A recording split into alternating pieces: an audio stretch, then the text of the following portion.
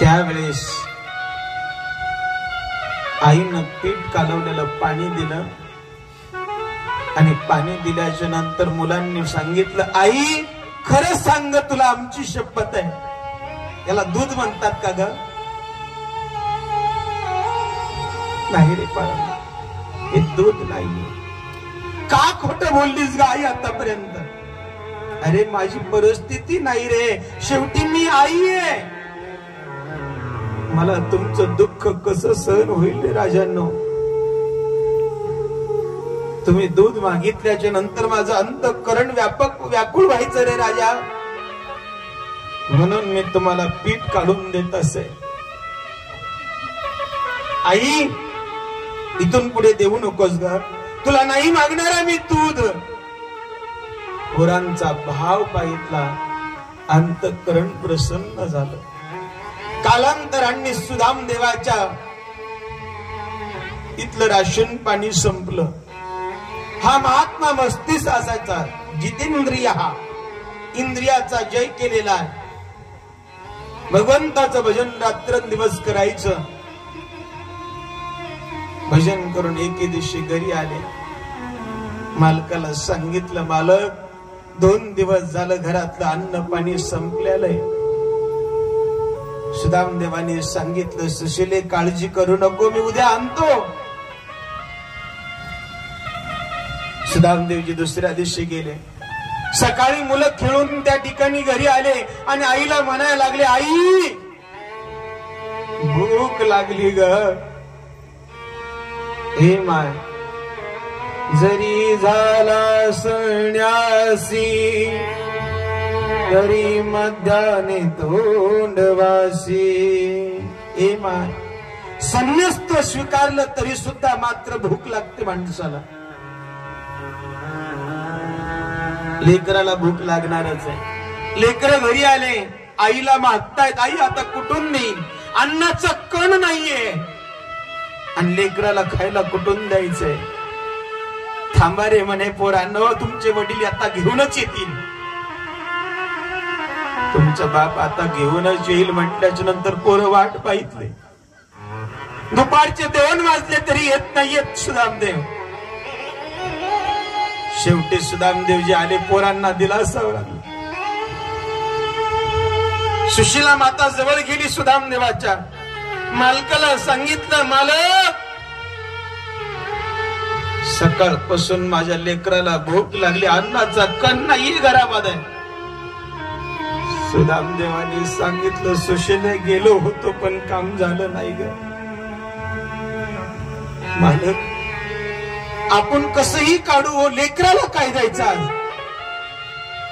त्यावेळेस मात्र सुदामदेवाने सांगितलं, सुशीले एक काम कर, समोर चूल आहे, चुलीवर पातेलं ठेव, पाणी टाकन झाकून टाक आणि पोरायला म्हणाव खिचडी शिजायला भजन करा. थोडस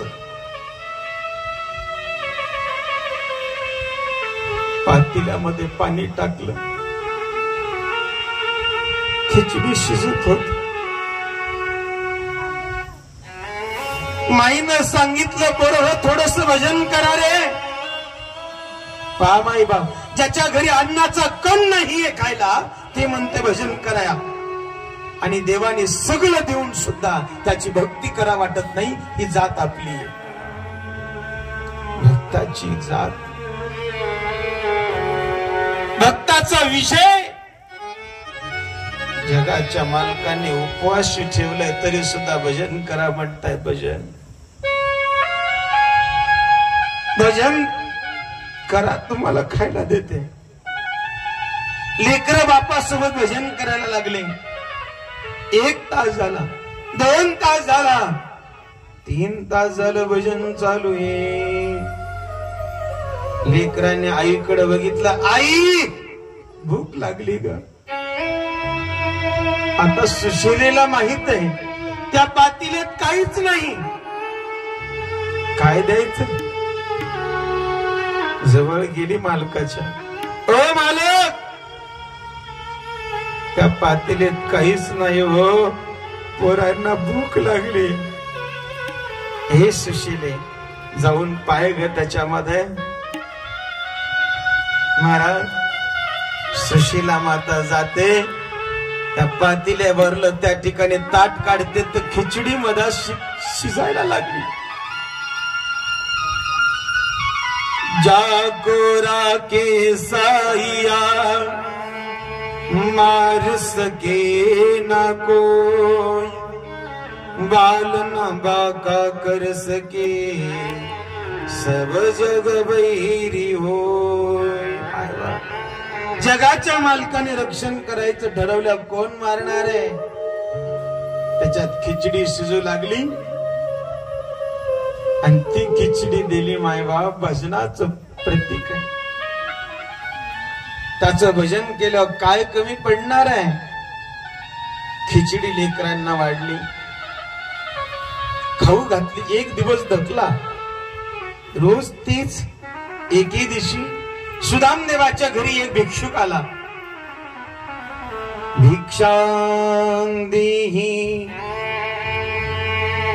हे माते भिक्षा वाढ ग.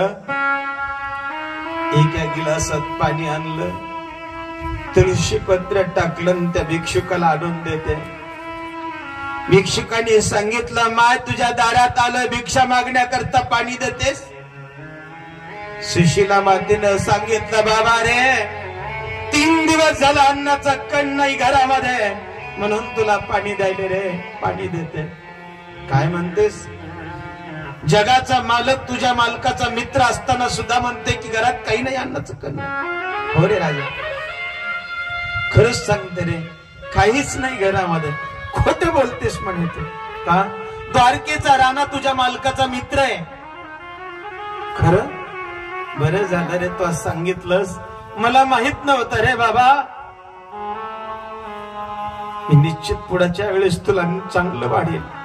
निघून गेला. मालक तिने सांजेच्या वेळेला घरी आले. मालकाला बोलवलं, 1 गिलास भर पाणी दिलं आणि मालकाच्या जवळ बसले आणि मालकाशी बोलू लागले, मालक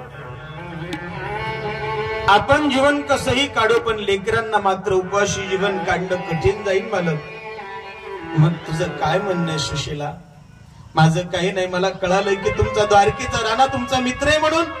आणि हो, माझी इच्छा आहे तुम्ही त्याच्याकडून काहीतरी मागून आणावं. त्यावेळेस मात्र सांगितलं, सुशीले देवाची भक्ती करायची, त्याच्याकडून काही मागायचं आमच्या परंपरेत नाहीये. भक्ताची परंपरा नाहीये की देवाची भक्ती करावी त्याच्याकडे काही मागावी. काही मागणे अनुचित, वडिलाची रीत जाणत से. हीच वस्तुस्थिती. भक्त मागत नसतं, सुशीले मी मागणार नाही. सुशीला मातेच्या लक्षात आलं, पा माय बाप जीवनभर भजन केलं, देवाकडे काही मागितलं नाही. सुशीला मातेच्या लक्षात आलं, असं काही मालक मागणार नाही. एक काम करू, आपण विषय चेंज करू. मालकाला सांगितलं, मालक एक काम करा, इतक्या दिवस झालं मित्राला भेटला नाही, कमीत कमी भेटून तरी येताल ना. त्यावेळेस मालकाने सांगितलं, भेटायला जातो ग सुशीले, पण आई गुरुच्या घरी जाताना, मायबापाच्या घरी जाताना, देवाकडे जाताना, राजाकडे जाताना रिकाम्या हाताने जाऊ नये गा, काहीतरी द्यावा लागेल. पहा मायबाप, घरात अन्नाचा कण नाहीये आणि सुदामदेव म्हणतात काहीतरी द्यावा लागेल. ठीक आहे म्हणे मालक, काय अडचण. परिस्थिती माणसाला काही करायला शिकवते. निघाली शेजारणीकडे मागायला मायबाप. शेजारीने तांदूळ चाळत होती मायबाप. भागवतात द्विमुष्टिकम तंदुलम, तांदूळाचं वर्णन आहे आणि संत महात्मे पोह्याचं वर्णन करतायत. ऐका मायबाप, गेली मागायला. ए सखे, काय ग, काय सुशीला, कस काय नाही केलं? माय थोडेसे तांदूळ मिळतील का ग? लाज वाटत नाही का ग? उठलं की सुटलं लोकांच्या दारामध्ये मागायला यावं, कळत नाही तुला? सुशीला मातेनं सांगितलं, माय त्या पाया पडते, पुन्हा येणार नाही तुझ्या दारामध्ये, एवढी बार देऊन टाक. परिस्थिती असल्यावर समाज बी परीक्षा घेतो माय बाप. ए माय दे ग एवढी बार. चालण्याला चाळण उरलं होतं ना माय बाप, खाली ते उचललं मुठभर टाकलं.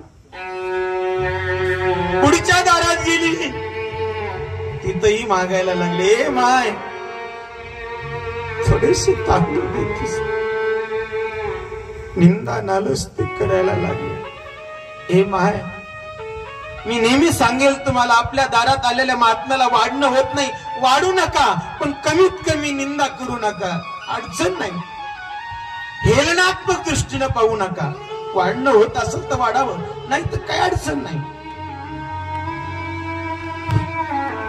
सुशीला मातेचा अपमान करायला लागले. 5 घरी गेली. का?